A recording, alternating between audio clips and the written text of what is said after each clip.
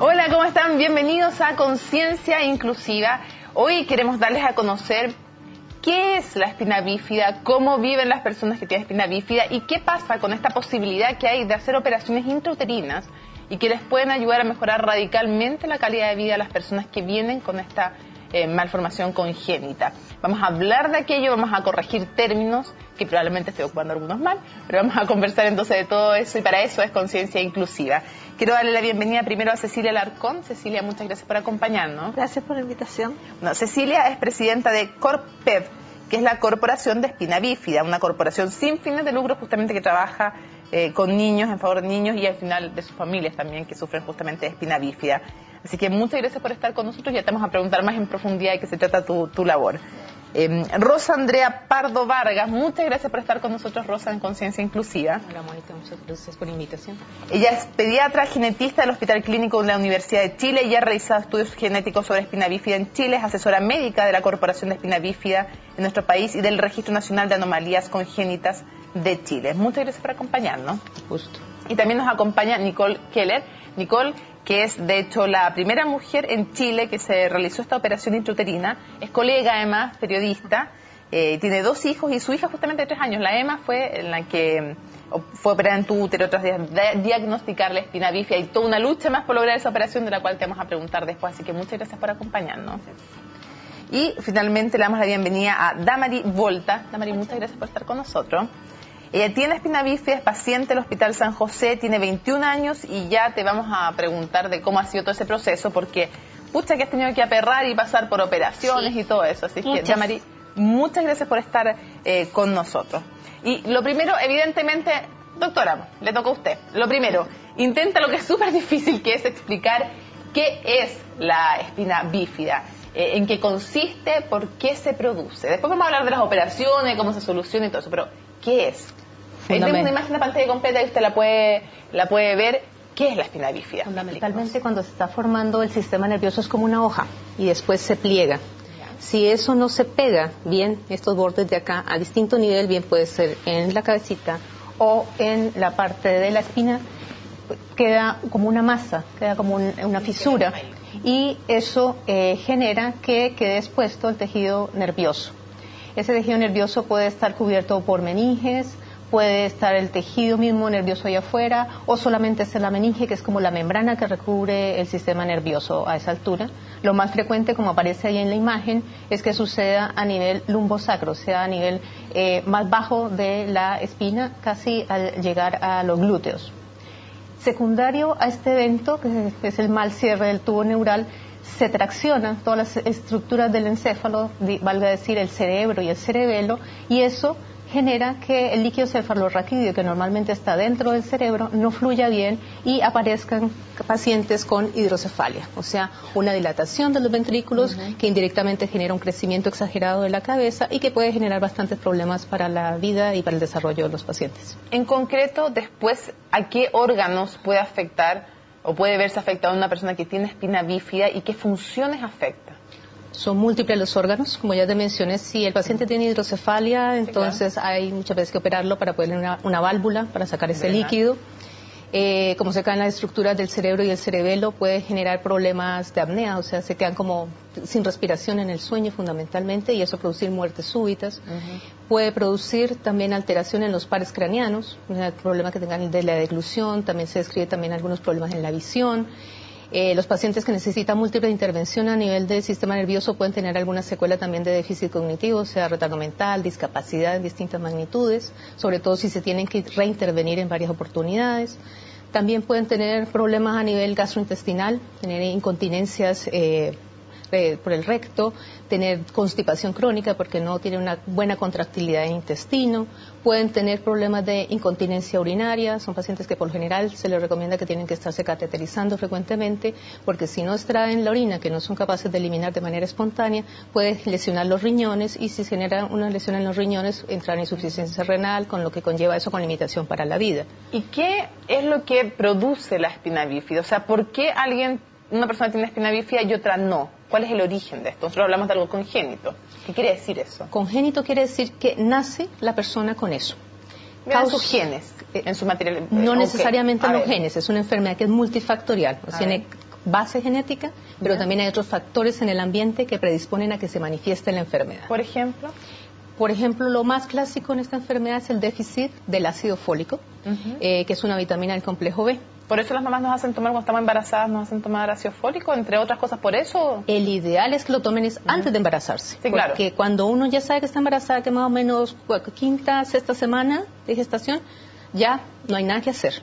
Porque este defecto sucede entre los 25 y los 27 días de gestación. O sea, cuando tú ya sabes que estás embarazada, sirve antes el ácido fólico. No sirve el ácido fólico. Entonces la idea es que la mujer que está planificando quedar embarazada empiece a tomar ácido fólico. Acá en el país, a diferencia de otros países que no cuentan con esa estrategia, existe la fortificación de la harina de trigo. Sí. O sea, todos en la harina de trigo estamos ingiriendo una dosis para prevención de esta anomalía. Pero si ya hay un familiar afectado en la familia, no nos sirve solamente la dosis del PAM. Hay que poner más ojo. Hay que poner más dosis y entonces hay que tomar una suplementación, o sea, pastillas con ácido fólico. Perfecto. Damarín, ¿cómo ha sido para ti desde que eres niña hasta ahora tener espina bífida? Porque yo sé, por ejemplo, que has pasado por 15 operaciones. ¿Me podrías contar un poco cómo ha sido este proceso? Al principio fuerte, porque, o sea, 15 operaciones. A mí me dijeron, o sea, a mi madre le dijeron que no nacía viva o moría las horas después. Estuve con una depresión grande por lo mismo, pero salir adelante con todo lo que he pasado. Cuando tú eras, ¿a qué edad tienes recuerdos tú ya de una primera operación? ¿Qué edad tienes más o menos cuando te acuerdas que fuiste operada? Tenía, que yo recuerdo, como los 8 años. ¿Y ya habías pasado por varias antes? Sí, varias. ¿Y mucho tiempo en hospitales? ¿Cómo fue eso? Sí, hasta los 15 años tuve recorrido en el hospital Roberto del Río. Pero después pasé a San José, que mala experiencia. ¿Sí? Por muchas cosas. Muy mala experiencia en el hospital.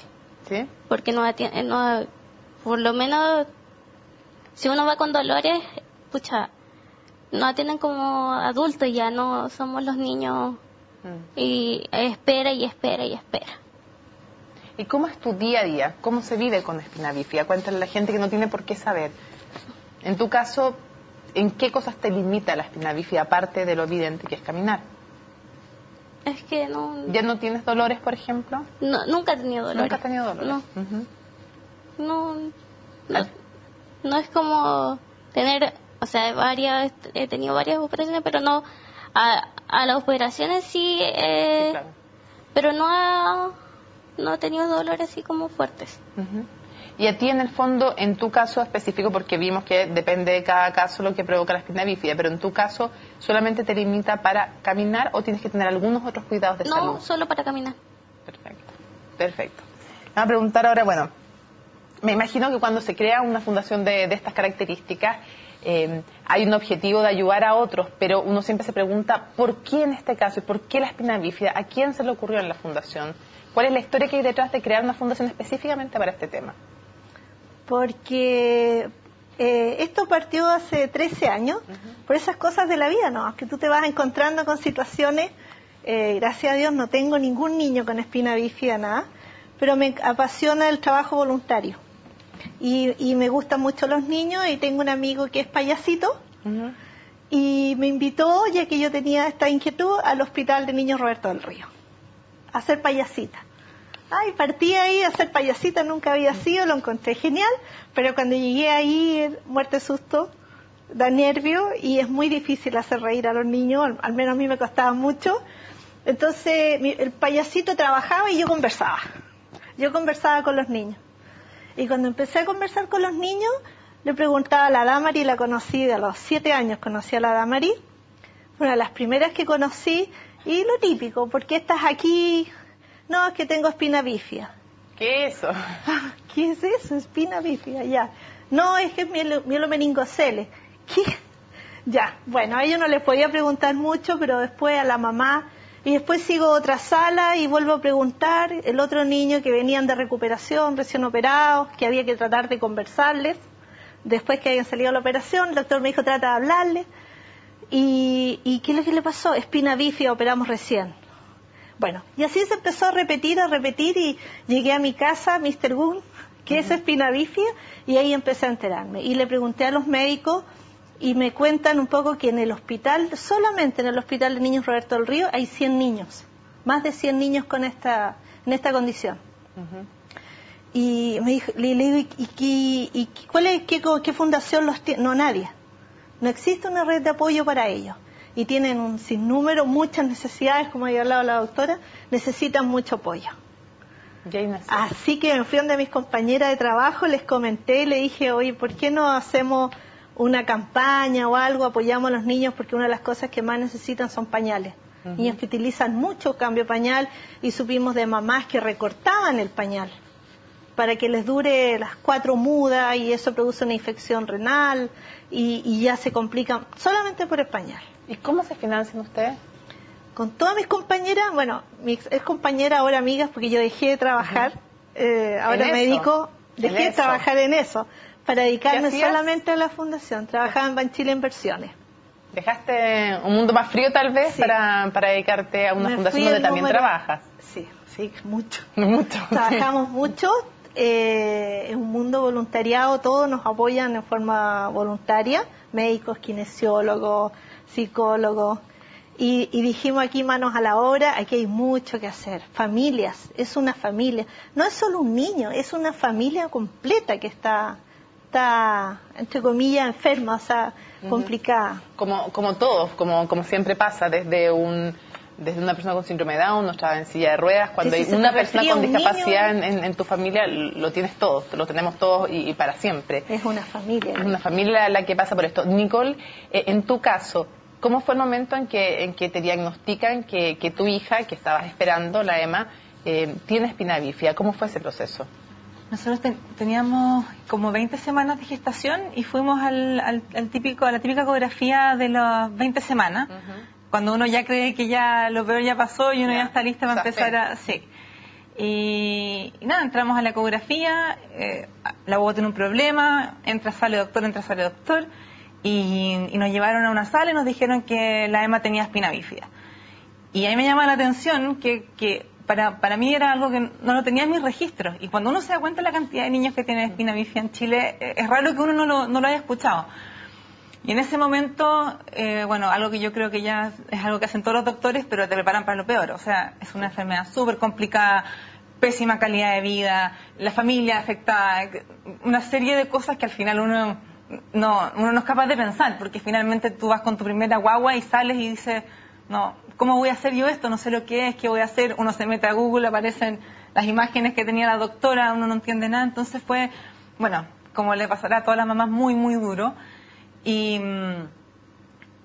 Pero en el fondo nos fuimos a la casa y dije, ¿pero qué hacemos ahora? Porque finalmente lo que pasa, como explicaba la doctora, es que como está expuesta la médula, el líquido amniótico lo carcome finalmente. Entonces, todo el tiempo que está en la guata, tú está cada vez peor, por decirlo así.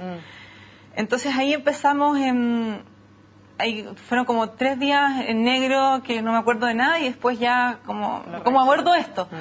Y ahí empecé a llamar al Children's Hospital de Filadelfia, que había terminado por mucha suerte hace 2 meses un estudio de 10 años, que en el fondo midió la diferencia entre hacer la operación intrauterina, la operación de cerrar la médula, la espalda, y de hacerla post-nacido. Y los resultados eran súper buenos. Entonces, mucho mejor es hacerlo sobre todo en una cosa, porque yo no encuentro que esta operación sea una cosa de que, y creo que es irresponsable decir que los que se operan están salvados y los que no están fregados, porque no es así. Pero hay cosas que sí mejoran mucho la calidad de vida, y es que, no sé, como el 75% de los casos no necesitan válvula los niños. Y cuando nosotros operamos a la Emma, ella estaba con una hidrocefalia galopante, y el día que de operación la operamos y nunca más. Y no tuvo hidrocefalia y no necesitó válvula. Y es una cosa que como mamá uno agradece mucho, porque como decía la doctora, es uno de 10 cosas que hay que estar monitoreando. Entonces, por lo menos no tener que preocuparme de ese factor, para nosotros como familia es un regalo gigante. Entonces, por eso también cuando uno dice, pucha, que esta cuestión sea una decisión para que las mamás puedan tomar, es por eso, no porque sea la fórmula mágica, pero que debiera ser una decisión que las mamás pudieran tomar, y no solo porque van a salir con 20 millones de pesos menos de la clínica, en el fondo, que eso es injusto. Bueno, es un tema además, como decíamos, que afecta a toda una familia.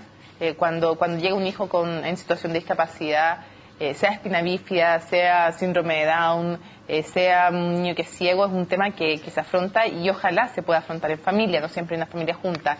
Bueno, hay un hombre que yo sé que es muy importante para ti, Cristóbal, el papá de la Emma, tu esposo, tu pareja, y hablamos con él, y esto fue lo que nos contó.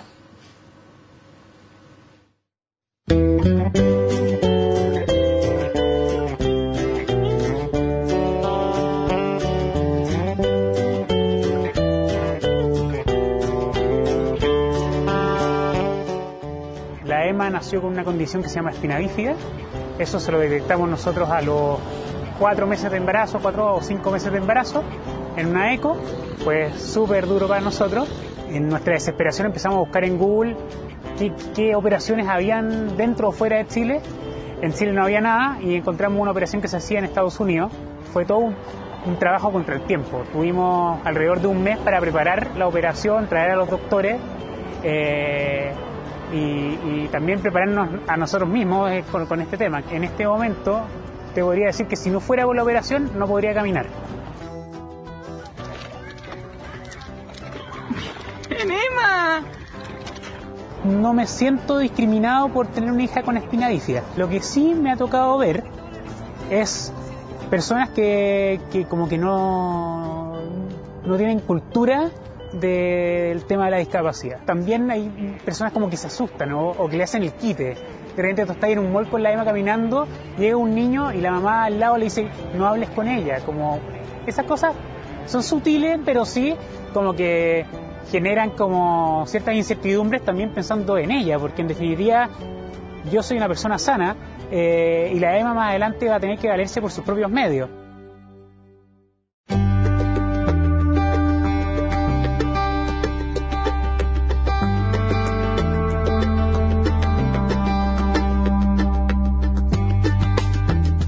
Yo creo que la relación que tengo con la Nicole es súper rica. He conocido casos de personas que realmente destruyen su relación, se acaban los matrimonios porque son situaciones límites, sobre todo en el periodo de gestación de la Emma, pero por suerte con la Nicole tenemos una conversación súper fluida. Yo creo que con la Emma y ahora con la llegada de Luca se ha reforzado un poco el amor que tenemos el uno con el otro. A nosotros nos dijeron que una vez que nacía la Emma, por la operación, la Nicole tenía que esperar al menos 2 años para tener otra guagua. Tuvimos un montón de miedo porque obviamente está el riesgo de que nazca otro niño con la misma condición que la Emma. Pero había que tomar el riesgo y lo tomamos y por suerte todo bien. Luca es una guagua exquisita, maravillosa y a la Emma le ha ayudado mucho también a madurar. Yo me imagino a la Emma en el futuro súper independiente. Me la imagino súper luchadora. Hoy es una niña súper luchadora, así que no me cabe duda de que la Emma la va a romper en el futuro.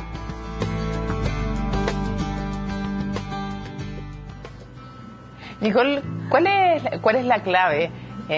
Más allá de lo técnico que vamos a seguir hablando, pero en la vivencia, ¿cuál es la clave para que cuando viene un remesón así sea algo que une y no que rompe familias y que rompe parejas? Bueno, tampoco somos unos superhéroes, lo pasamos pésimo, lloramos, nos peleamos, es como nos agarramos porque uno sufre mucho. Sí. Pero lo que nosotros tratamos de hacer, al menos como familia, es como enfrentar una lucha a la vez, porque son tantas luchas que hay que dar. O sea, ahora acabamos de terminar la del colegio, que fue una pesadilla.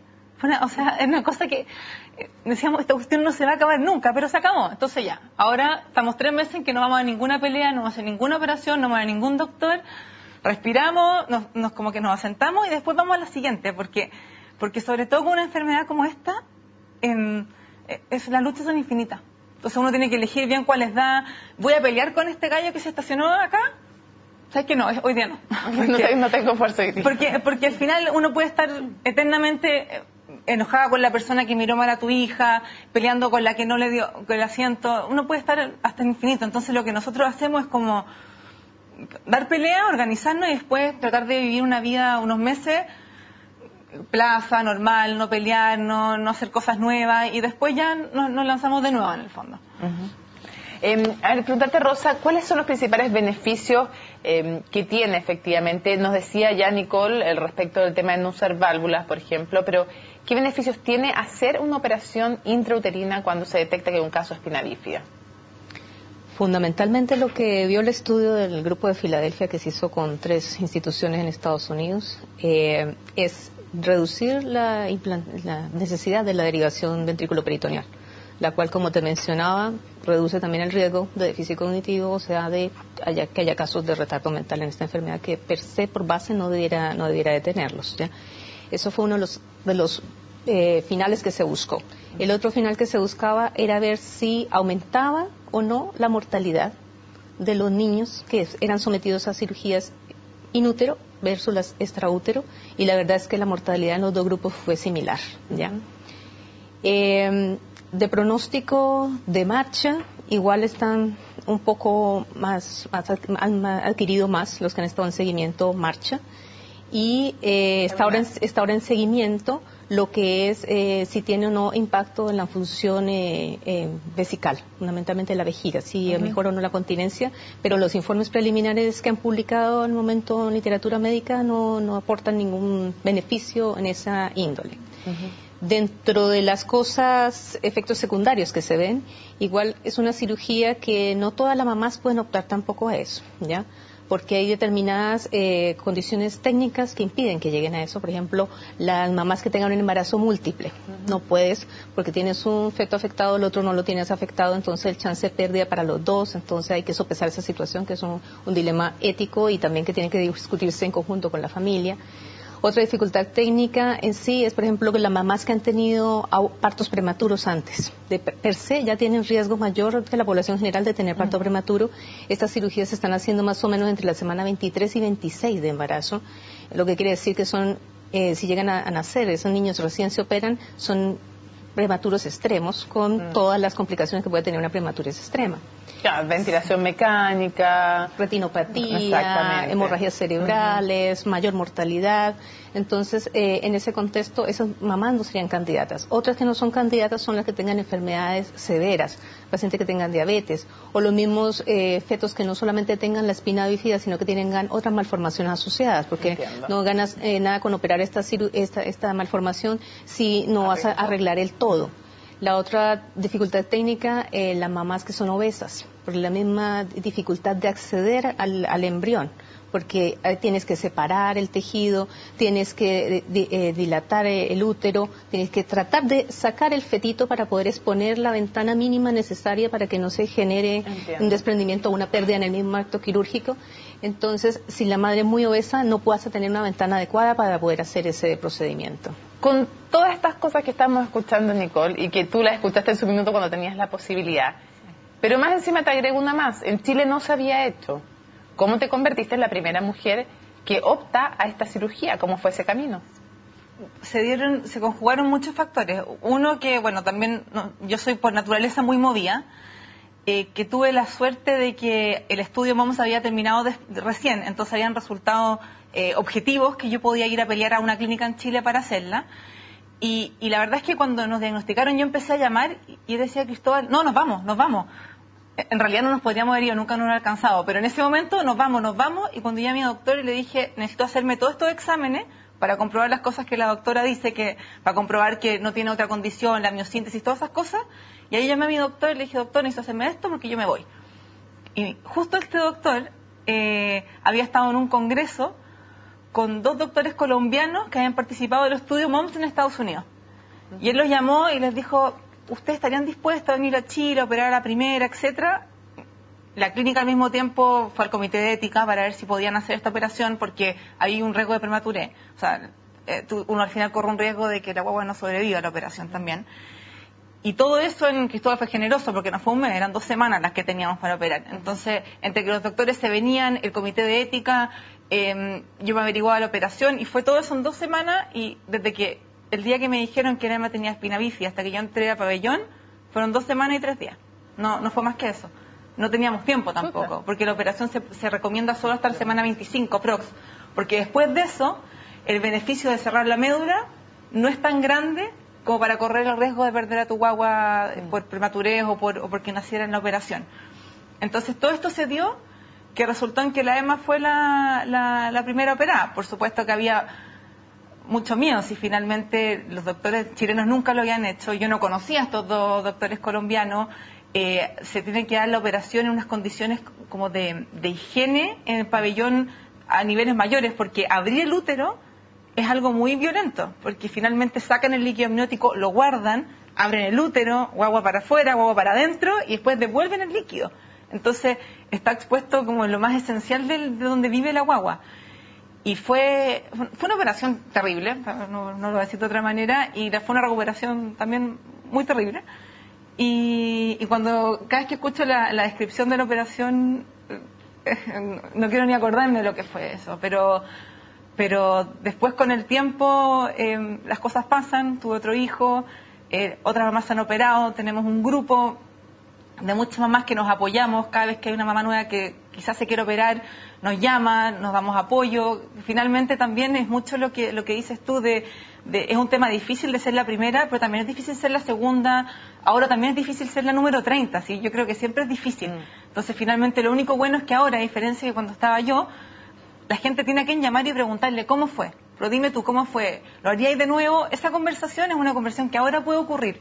Y que cuando yo me operé no tenía a quién preguntarle, y eso fue muy frustrante.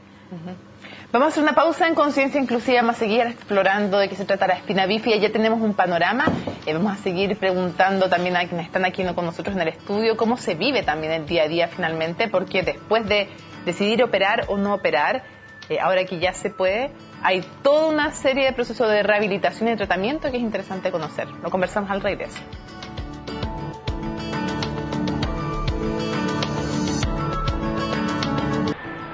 Continuamos en Conciencia Inclusiva hablando de la espina bífida, y antes de seguir conversando entre nosotros quiero contarles la historia de Geraldine Améstica Millán. Ella tiene 15 años, tiene espina bífida. Vamos a hablar con ella y con su mamá Jacqueline. Esta es su historia.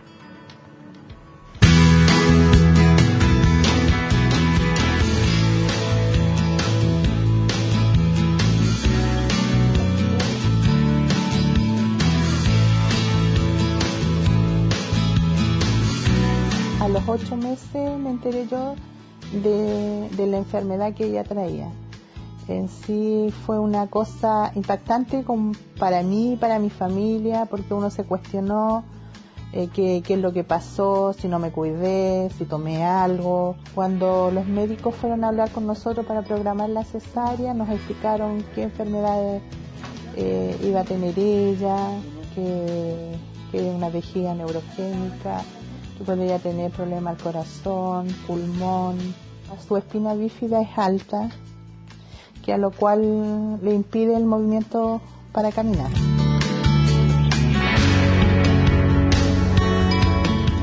Yo no soy sobreprotectora con ella, ¿ya? Ponte tú, si ella sale, ella puede salir a comprar, va a comprar. Ella tiene que aprender, si no toda la vida una levadura. Ella ahora que está grande tiene que ser más independiente. Bueno, ¿qué puedo esperar de ella yo? Que aprenda un oficio, que se valga sola y que sea feliz, nada más que eso.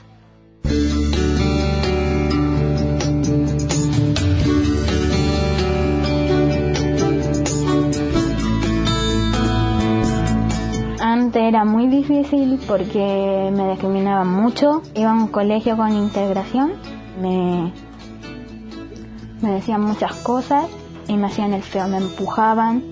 ¿Y cómo es tu experiencia ahora en comparación a tu antiguo? Bueno, porque mis compañeras me quieren harto, me ayudan, voy a los talleres, me enseñan sumar, restar, multiplicar. Me gustaría ir a la universidad. Eso es lo que más me gustaría. Me gustaría estudiar, ser profesora de párvulos. Aquí hay puros niñitos chicos que a veces los papás no salen a cuidarlos y yo los cuido, pero a mí, por lo que me han dicho, mi mejor amiga, que dicen que nosotras no podemos tener guagua. Y no sé, yo tengo la fe que sí puedo. si el médico me dice que si yo no puedo tener guagua, me gustaría adoptar.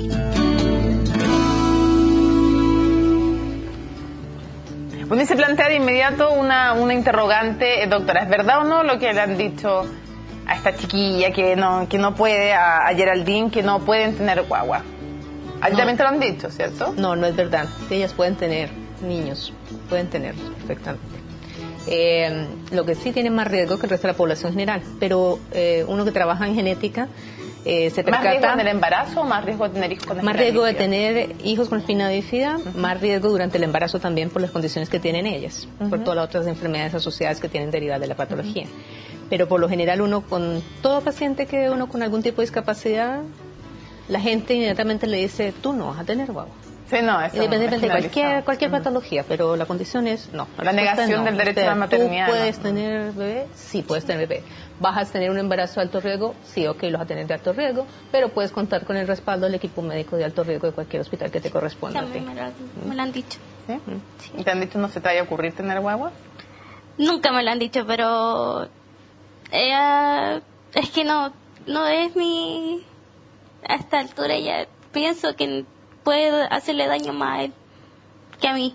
Una guaguita. Sí. ¿Que a ti? ¿Sí? Sí. ¿Y por qué piensas eso? Es que no sé, siempre lo he dicho. No. Digo eso siempre, pero prefiero estar así como estoy siempre y no traer a alguien al mundo que pueda tener algo peor que yo, como otra enfermedad o lo mismo que yo. ¿Y eso es algo que se te ocurrió a ti sola o también No, sientes yo. que otros también te lo han ido confirmando en el camino? No, yo sola. ¿Cuáles son las mayores dificultades en tu vida diaria, Damari? Dificultades, muchas. El transporte, la discriminación, mucha. ¿En qué? ¿En qué sientes discriminación? En la micro, que miran feo, que los conductores mismos, su derecho es bajar la rampa, Tu deber. su deber. Para eso le hicieron el curso. No se bajan, queda la rampa, una vez casi me caí y quedó la rampa así. Entonces, eso, y de ahí que fue, no me recuerdo si el 2013 o 2014, que iba a una fiesta de Corpec. Voy bajando la micro y el chofer cerró las puertas y quedé yo al medio, quedé atrapada, quedé así. Y él con la rampa abajo y que iba avanzando y como se dice vulgarmente, se lo comieron a garabatos. Bien comido garabato estaba. Sí. Bien comido. Y Damari, y en la vida, yo sé que también en la vida cotidiana, y es bueno para que la gente entienda la importancia también de apoyar estos temas y la importancia de dar una buena atención de salud, que debería ser un derecho, esto no es un favor, es un derecho que ustedes tienen. En la vida diaria también hay cosas complicadas. ¿Me las quieres contar o es complicado para ti hablar de eso? El ¿Control de esfínter? El control del esfínter para mí es complicado porque tengo que estar tomando pastillas cada vez que salgo, tengo que tomarme una pastilla. Hoy día mismo también me tuve que tomar una para no tener que ir al baño. Exactamente. Pero no es para mí es complicado salir y que me pase. Entonces tengo que estar tomando cada vez que salgo una pastilla o dos pastillas. ¿Cómo lo hiciste en tu colegio? ¿Sentiste también discriminación? Fui muy discriminada. No terminé ni mi básica ni mi media. Yo lo sé. Muy discriminada. Estoy pensando hacer la nocturna, pero a mi madre como le da miedo, entonces no sé qué hacer. Estoy siempre en la casa, estoy con ella, paso siempre con ella. No estoy... ¿Y en qué te discriminaron en el colegio? ¿Qué hacían? ¿Qué pasaba ahí? En un colegio había un ascensor, pasaba mala o estaba cerrada. Me dejaban atrasada o me anotaban en el libro por supuestamente llegar atrasada. En el último que estuve, me enseñaron a sacarme el pañal con el esfínter, con hacerme cuca. Me tenía que limpiar yo, llegaba a mi casa toda sucia ella no me ayudara para yo hacerlo solo. me dijeron, ya hazlo tú, pero nosotros no tenemos que hacer nada.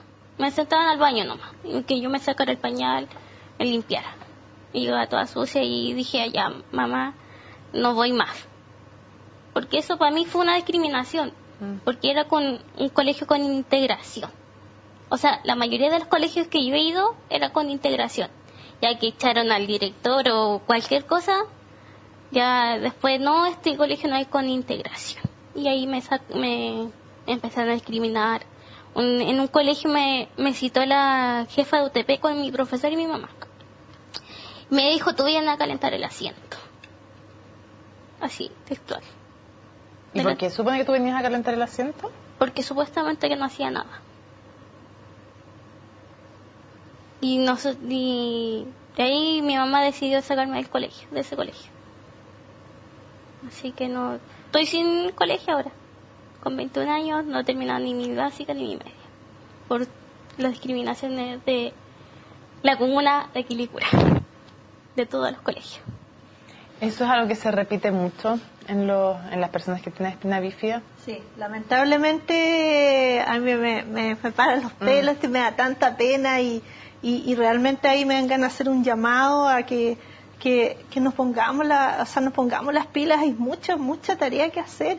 Hay que hacer tenemos muchos niños con cuarto básico, tienen 21 años, 18 años, no han terminado. Nosotros, una de las cosas importantes que queremos hacer es el área educacional, nivelar a los niños, hacer un plan de estudio para que los niños que terminan la básica, vamos con exámenes libres, irlos apoyando hasta que vayan dando sus pruebas, hasta reinsertarlos al curso que les corresponda.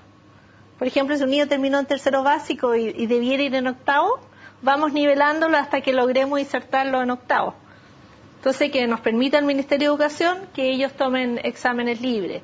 Y así para los niños de enseñanza media lo mismo. Mientras no se soluciona el problema, porque el problema es tan grande que si nos ponemos a esperar que se solucione el tema educacional de integración, mientras tanto vayamos haciendo un trabajo paralelo. Ahora, y vamos ayudándoles a sacar su problema y su tema educacional. Ahora, qué rabia, porque es un problema, claro, el educacional es muy grande, pero en este caso es algo tan simple, es tener la voluntad de tener un baño accesible y tener además a alguien que te ayude a hacer una necesidad básica y ya está, no necesitas más. O sea, no estamos hablando ni siquiera de algo que debieran tener todos los colegios como una UTP especial, con fonoaudiólogo. No, aquí estamos hablando de algo súper básico. Algo básico, es una cosa de voluntad solamente. Si a veces por comodidad que no lo hacen, o sea, es más cómodo decir que no se puede, no están las condiciones. O sea, yo he escuchado que hacer el trabajo y dar las condiciones y dar una calidad de vida. O sea, los niños se merecen una calidad de vida mejor. Los niños, las madres, las familias, porque qué angustia para esa mamá. Me muero de pena como mamá que a mi niño le digan, no, tú vas a calentar el asiento, o llegaste atrasada y la pobre con el ascensor no ha podido pasar, o sentirse que se ensució. Qué terrible, o sea... Que falta respeto a la dignidad también. Yo he escuchado casos de jóvenes, de niñas, de niños con espina bífida que van al colegio sin tomar desayuno y no toman ningún líquido ni comen durante todo el día para no tener problema con el control de esfínter. Claro. Sí. Eso me parece muy brutal también. Son innumerables o sea, yo los encuentro unos guerreros. Son verdaderamente unos guerreros, porque además siempre están con la sonrisa. Bueno, a veces andan con una depre que hay que sacarlos adelante, pero en general hasta las mamás no falta el chiste, no falta la broma, igual en las reuniones nos matamos a la risa, no falta la broma, la talla que sale. Yo los encuentro unos guerreros, yo les saco el sombrero a las familias, a las mamás que son tan aperradas, a las abuelas, muchas abuelas que han tomado el lugar de ser mamá, porque la mamá no ha sido capaz de llevar esta realidad. Las abuelas son muy aperradas. Así que si no les damos una mano, si no los apoyamos con todo el trabajo que ellos hacen para salir adelante y no les damos un apoyo, no sé qué estamos haciendo en este mundo. O sea, no sé qué hacemos. Nicole, la realidad que tú vives obviamente es privilegiada respecto de muchas mamás. Yo también lo digo, la realidad que yo viví fue privilegiada respecto de la gran mayoría de quienes tienen un hijo en situación de discapacidad. Pero de igual manera, en lo cotidiano, en lo ideal, qué terapeutas, qué especialistas debieran ver a una persona con espina bífida, porque la atención probablemente de la EMA debiera ser la atención a la cual deberían tener derecho todas las personas con espina bífida. ¿Qué incluye esa atención? ¿Qué terapias incluye? Bueno, hablábamos antes de entrar acá, claro, en un niño con espina bífida, por la cantidad de cosas que tiene comprometida, los primeros años la kinesiología debiera ser de verdad diaria, ojalá diaria. La terapia ocupacional, todo este tema sensorial, sobre todo que por lo general nacen un poco prematuros, porque o los sacan antes o si se operaron, bueno, la EMA nació de 6 meses, pero siempre tienen un tema de terapia ocupacional. Lo que pasa mucho cuando tienen que hacer un control que no se hace bien es el tema del esfínter y del riñón. Mal controlado, eso es la primera causa de muerte en la gente con espina bífida. Y lamentablemente... Por las infecciones que se producen. Porque finalmente, para decirlo súper en simple, si tú no sacas la orina con un catéter y la orina queda adentro, se infecta. Va a decirlo simple. Y por eso uno tiene que hacer el sondeo o el cateterismo, como decía la doctora. Y en verdad hay muchas familias que están superadas por el día a día y pensar en ir cada 3 meses a ir a hacerse una ecografía renal, que quizás para cuándo los tiran después, y después ir al control del doctor con la ecografía. O sea, esperar que tengan cada 3 meses una ecografía y que les den la hora ya sería un milagro. Yo sé que en nuestro caso, el caso de la EMA, ya tiene mucha suerte en todos los sentidos del mundo. Pero aún así se nos hace pasado, y yo pienso lo que puede ser, o sea, la rabia que me da de los colegios es así infinita. Es que es verdad. A Nicole también Impotencia, produce la impotencia. O sea, Nicole acaba de vivir, acaba de pasar por la pelea de... 32 colegios, según nos contaba. 32. De sentir que uno tiene que... Me deja a mí un poco también así, pues, Nicole, porque uno sabe que tener que pelear por un seguro médico, por un colegio, no es lo que debiera. O sea, también de qué Chile, doctora, nos habla cuando tenemos que exponer a una familia, a una mamá, a una pelea así, o sea, ¿qué Chile estamos construyendo cuando no caben todos adentro? Sí, bastante complejo la situación. En muchos hospitales públicos igual se han organizado clínicas de espina bífida, pero no en todos hay la posibilidad ni se ha tomado la iniciativa de hacerlo. La idea de una clínica de espina bífida es, por ejemplo, saber cuántos pacientes hay por cada uno de los servicios que están afectados. Ojalá que vayan una vez al hospital y ese mismo día lo vean todos los especialistas de todo lo que tienen, tener bien al día todos sus controles y sus exámenes. Pero eso no es la realidad en todos los hospitales públicos del país. Acá en Santiago hay 3 o 4 experiencias con esa situación, pero son contados con los dedos de la mano en la realidad del país. Y me imagino que si alguien que se atiende en la salud pública, como le pasa a Damari, lo pasa re mal cuando se atiende, yo lo llevo a provincias donde hay menos especialistas. O sea, alguien que se atiende en la salud pública de provincia, o sea, chuta, ¿qué calidad de vida tiene una persona con una espina bífida, doctora, cuando tiene que vivir, y más encima vivirlo en provincia y en la salud pública? Es mucho más compleja y, como tú dices, no en todas las regiones hay especialistas necesarios, entonces hay que subderivar a Santiago, al hospital de cualquier área metropolitana que acoja esa región en la cual no hay especialista, y empezar con la lista de espera, que puede ser varios meses, ¿ya? Y solamente para, como mencionaba Nicole, para hacerle la ecografía, porque no van a tener la oportunidad de traer la ecografía tomada. Porque muchas veces hay tanto desconocimiento también en los otros médicos que no tratan esta enfermedad, que tampoco saben, vamos a mandarla, pero ya con la ecografía, y con eso al menos aprovecha mejor la instancia de estar con el especialista cuando llegue a Santiago. ¿Y qué pasa con el trabajo de esa mamá, de ese papá? Claro. ¿Qué pasa con los otros hijos también que tienen que dejar mientras tienen que viajar a otra ciudad? Hay que hacer también toda una red de apoyo para tener hogares de acogida para esos papás que viajaron de X región acá al área metropolitana, y la hora ojalá le toca a las 8 de la mañana, entonces tienen que viajar el día anterior, pernoctar aquí, al otro día todo el trámite también en el hospital, no solamente la parte médica sino administrativa, de ir al asistente social, si vine, tímbreme para que me dejen salir de la casa de acogida, volver al servicio. O sea, es toda una dinámica supremamente alterada la que viven estos pacientes. Damari, si tú tuvieras ahora al frente a la ministra de Salud o a la presidenta, a los parlamentarios, ¿qué les pediría? Que se pongan la mano en el corazón, por lo menos por la salud, para nosotros, porque yo soy crónica, pero nos miran como se dice, a huevo. No nos miran, pucha, no sé, es complicado el tema. Por lo menos para mí la salud. ¿Y sientes que en la parte de educación también, sientes que esta reforma te incluye a ti? Sí, también le pediría no sé, al ministro de Educación, no sé, muchas cosas, pero no sé, es complicado. Los dos temas son muy complicados, la salud y educación. ¿Y tu sueño más grande, Damaris? ¿Cuál es? Terminar mi cuarto, tener mi carrera de secretaria. Esa es mi meta. Esa es mi meta. Pero hasta el momento no se ha cumplido por la discriminación. ¿Y qué le dirías a esos directores de colegio que te dejaron fuera o que te echaron? No sé, ahí ya no, es que no, ¿para qué gastar palabras con gente que discrimina? Son muy discriminadores. Con pocas palabras son unos discriminadores. ¿Cuánto crees que de lo que pasa en estos temas también tiene que ver con no saber, con no conocer, con que nuestros niños crecen separados unos de otros en lo social, en la discapacidad? ¿Cuánto también de desconocimiento? Eso?